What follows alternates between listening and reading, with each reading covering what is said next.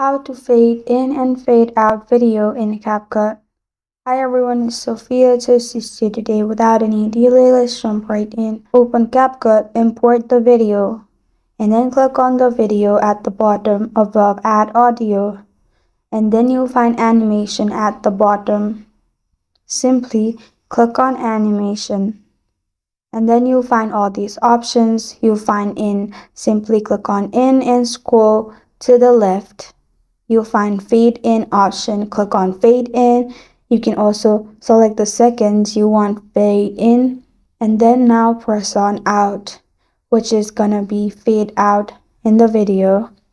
In here, scroll to the left again and you'll find fade out option. Click on fade out. You can also select the seconds you want.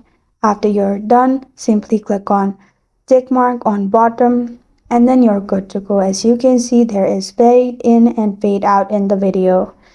This is how to fade in and fade out video in CapCut.